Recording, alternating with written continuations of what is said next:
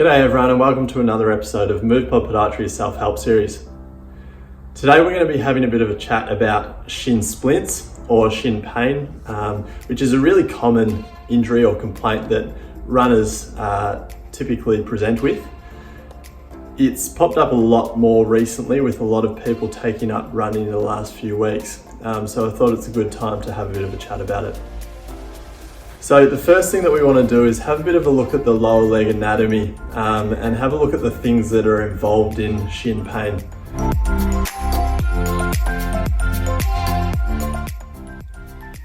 So shin splints or shin pain is a very broad term that's used and it encapsulates a number of different conditions that we commonly see. So today we'll just be looking at a couple of different areas in the shin. The first thing we're going to look at is the bones that are in the shin. So the biggest bone in the shin is the tibia, which is this large one here that you can see. And then the smaller one next to it, which is on the outside part of the leg, is the fibula. So if we then go and add some of these muscle layers around the bones, you can see that there's multiple different muscles that make up both the front part of the shin, the outside, and the back part where the calf muscle is. So if we're looking at this front area of the shin, this main muscle that runs next to the tibia is called the tibialis anterior.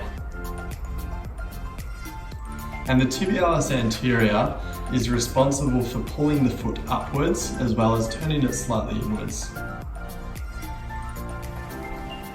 And if we're to look on the other side of the tibia, we've got a muscle called the tibialis posterior. Now this muscle is responsible for turning the foot inwards as well as getting a bit of a downward point of the foot as well.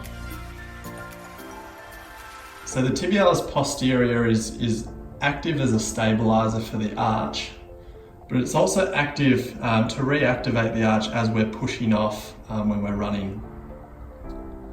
The tibialis anterior is quite active as we land, so it acts as a bit of a shock absorber for us, especially when we're doing things like walking and we strike with our heel first.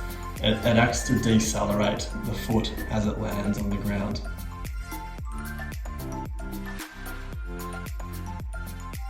So with that anatomy in mind, what causes the shin pain to start in the first place?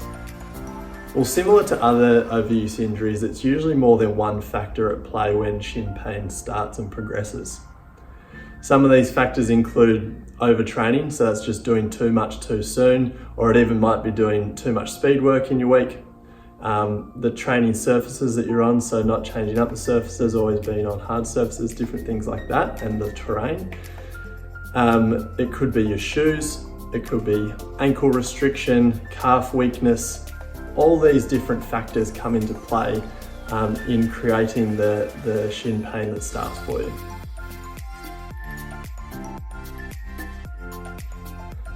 So what does this feel like? And how does shin pain typically present for people? Well, it varies a lot, and people present with symptoms all the way from a little bit of stiffness and soreness to pain that starts at the beginning of exercise but then fades away. Other people will experience being pain-free at the start of exercise, and then their pain increases as they increase their activity.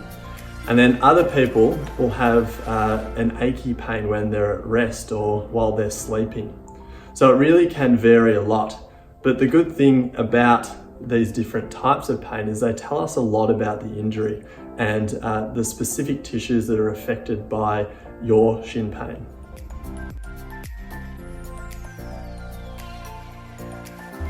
So how can you help manage your shin pain symptoms at home? Well, the first thing that you need to do with your shin pain is you need to immediately reduce your running load. And what you're going to do with that running load is you're going to implement some cross training that replaces the aerobic output for that running load. So that way you're still keeping fit, you're still moving, but you're just doing it in other ways. Now you don't have to completely stop running, but you're just going to supplement little bits. The next thing you're going to do is work on the strength of the muscles in your lower leg. So we'll go through this in a second, and it's going to be targeting some of the calf muscle as well as some of those smaller muscles that surround the lower limb. As well as that, you're also going to work on some of the mobility in your lower limb. So, first things first, let's get stuck into the strengthening.